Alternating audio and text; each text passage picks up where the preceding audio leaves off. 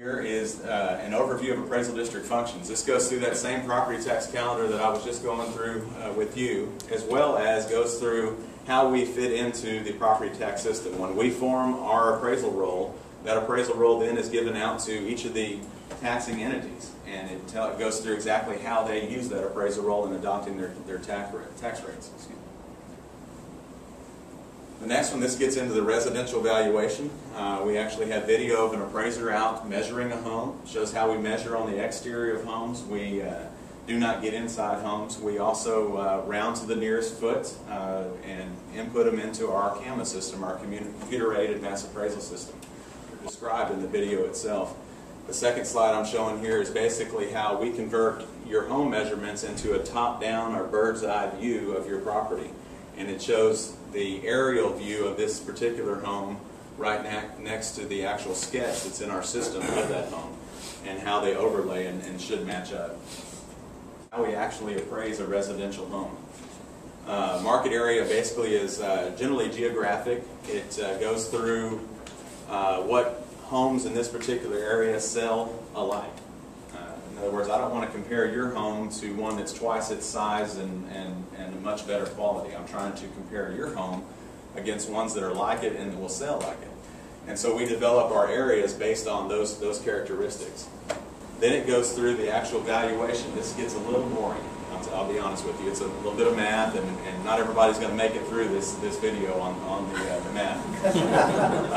But it does give an explanation. There's a few engineers that I've dealt with in the years of protests that will love this and sit there and try to tear that apart. So, they will go through and really enjoy this video. Others of you are probably going to make it through the first 2 or 3 minutes and go ahead and go to the next one.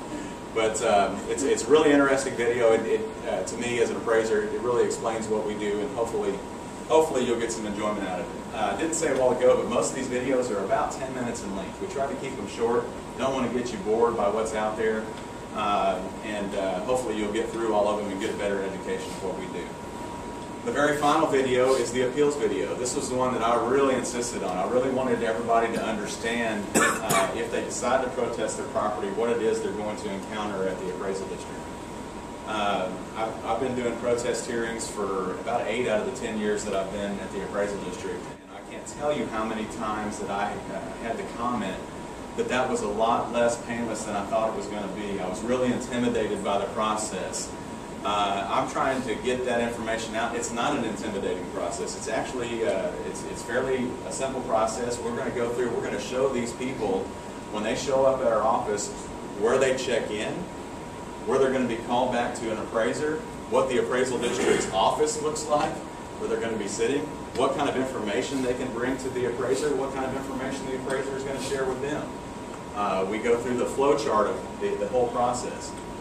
If at that time they've met with the appraiser and this gentleman doesn't agree with the appraiser's recommendation of value, they get to proceed directly to the appraisal review board. And it goes through a small demonstration of what an appraisal review board hearing is like. So this is really, I believe, one of the best videos we have, because it takes that intimidation out of someone trying to discuss their valuation with us. I encourage each and every one of you to at least go out and watch 1 or 2 videos and share this with your friends and neighbors, because I think it's a really exciting thing that we've done, and hopefully the information will get out to everyone in the county. All right, the next part I have is a general overview of property count and value breakdown by category. I did this at the Commissioner's Court actually as well. Mr. Morrison saw that. I've got both the county statistics in here as well as some of the HUDO statistics, so you can compare what's happening within the city versus what's happening countywide. 2010 Williamson County real property breakdown by value. Residential composes about 62% of the overall value within Williamson County, and commercial is about 16.7%. The rest is taken up by multifamily and vacant land. What you will not see on these slides, and I purposely did not include it, is the business personal property that's a part of our overall valuation. The reason I didn't is because there are legislative deadlines when it comes to business personal property, and at the time that we're in right now, those deadlines have not been met, or we're not quite to them yet, so valuation is not complete. And so I didn't want to give you an estimate on that. I'd rather just give you an idea of what real property is, and we'll leave the business personal property until it's completed. City of Hutto, how it compares to the county. I'm going to go back up one. 62% in the county is residential. In Hutto, it's 77% of the overall property value is residential, and only 11.9% is commercial. When you get into the improved parcel count, this is just the number of parcels that are out there that have a building on them, okay, and how that compares. Countywide, 94% of the properties out there are residential, and only 4% are commercial. In Hutto, an even higher percentage of that, 96% of them are residential. So Hutto is really a residential community that is, as I drove in this morning, every time I drive out here I seem to see more. The commercial is becoming a much bigger piece of the pie and will probably reflect what's in countywide and not too near the future. City of Hutto residential value in millions.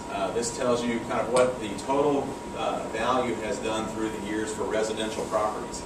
I'm going to point out the bottom right-hand corner is that's a 2010 notice value. This is before protest season, so this gives you an idea of what went out on notices. I don't have what's going to happen after notices because we haven't even had all the protests yet, so we'll find out. But I have an estimate of that later on in the slide presentation. $614 million this year versus $586 million last year. Result of new growth, new improvement growth. Average residential home market value. This is why I said that last slide was a result of new improvement growth, because this is actually the average home value within the county as well as the average home value within the city of Hutto and what's happened with it. As you can see, the county peaked out in about 2008 with 191,000 average home value, then dropped off in 2009 to 188, dropped off again in 2010 to 186. Hutto is peaked out about the same time frame at 137,000. Dropped off last year a little bit sharper, down to 132, and it stayed almost flat to last year, but just slightly down at 131,000 for this year. The City of Hutto commercial value in millions. This is basically what's happened on the commercial roll. Again, this is notice values, but you can see a slight increase from 09, 90.95 million up to 94 million in value. City of Hutto multifamily value. This is your duplexes, your fourplexes, and your apartment complexes. That value has dropped off. It was peaked in 2009, actually just went up slightly over 2008, and dropped off in 2010 on our notice values. This is your land breakdown. This is kind of an interesting slide. It tells you what the county is broke down as.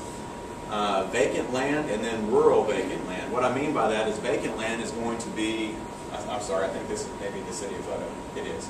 This is the City of Hutto breakdown. Vacant land is going to be your residential lots and your commercial lots, things that are already platted and ready to go. And then the rural vacant land is actually the farmland and such that's around the community. And Hutto is about 80% farmland as far as vacant land. Land value in millions for the City of Hutto. The land value is actually dropped off from 08 down into 09 and 10. Remained relatively flat for 2009, 2010. That also shows you the breakdown between vacant land value and rural. All right, this is your total market value in real parcels. This is your breakdown of the four major categories and how they relate over the past few years to the total market value. You can see, again, this is your residential, how it peaked and then went back off slightly, and some of the same slides that we just saw. This is just a combination of all those slides. Again, 2010 notice value, it's not reflective of the deals. City of Hutto total market value in millions. This is the same slide for the county here. This is the City of Hutto. What's happened with y'all over the past few years. You can see that value, again, overall has gone up slightly from 2009 to 2010 notice value.